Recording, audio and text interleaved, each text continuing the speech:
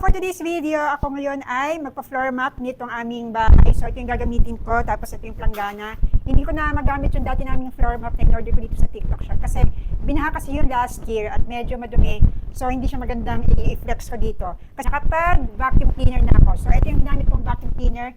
Hindi ko na nagawa ng video kasi hindi ko na na-videoan kasi invest ko naman itong ginawa ng video. So ito yung vacuum cleaner na ginagamit ko dito at ito ay chineck out ko din dito sa TikTok shop. So ilalagay ko na lang dito sa video ko yung yellow basket. Tapos kung mag-vacuum ay gagamitan ko naman ng Shine Pro na floor cleaner. So ito ay buy one get two at ito ay in-order ko pa last year dito sa TikTok. So ang kulay nito ay kulay pink, blue at orange. So naubos na pala yung kulay pink kaya ito naman yung gagamitin ko. So lagyan natin ito ng konting tubig, yung sakto lang. And then ito yung ilalagay ko, ito yung kulay orange. Kasi ito yung bawas wag muna ito kasi sarado pa. So ito muna. So konti lang ilalagay natin. Konti lang. So eto na, mag-start na tayo maglinis. Mag-floor map nitong sahig. Ayan.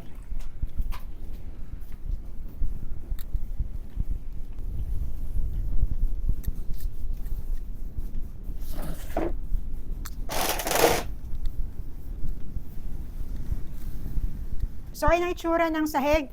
Pag hindi ko pa pina-floor map, tapos ayan siya. So, sabi nila, ayan daw, kikintab daw yung sahig pag ginamitan ng Shine Pro. So, tingnan natin mamaya kung ma-maintain ba nito. Ayan yung pagiging shiny niya, kuno, pag ito ay natuyo na. So, ayan siya. So, di ba yan, kintab, di ba? Kasi nga, basa pa eh.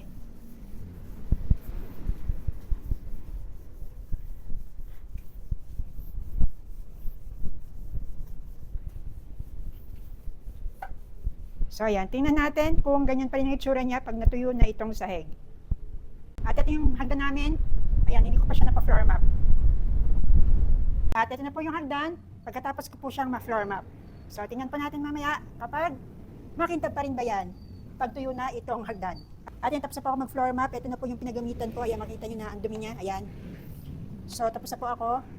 At let's wait and see kung makintab pa rin ba yan pagkatapos matuyo ng mga ilang minuto. A few moments later. So ito pa pagkaraan ng ilang minuto, kumintab ba itong sahig namin at ilapit pa natin yung camera. Ayan po siya. Ito po yung basa, ito yung tuyo na. So, hindi po totoo na nakakakintab itong Shine Pro. Nakakalinis po siya, yes, yun po ang totoo.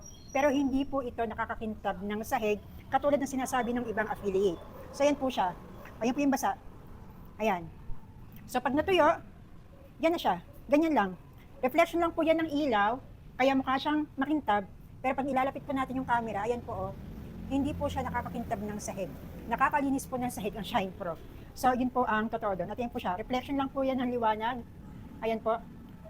Pero, pag ilalapit natin yung camera, hindi po siya nakakakintab.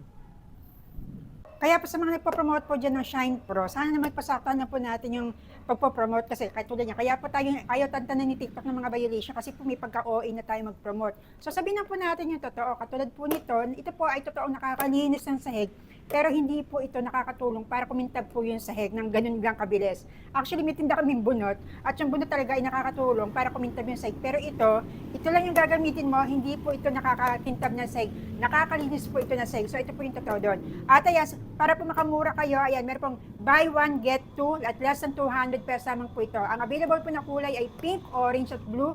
So, ito na lang po yung natitira sa amin, nagamit na po yung kulay pink. Kasi po nagmamit kayo ng detergent soap. Ito po, marirecommend ako po sa ito, Shine Pro na talagang panlinis po sa sahig at nakakatulong para po luminis yung mga sahig natin. Kaya po, mag-check out na po kayo at i-click ang yellow basket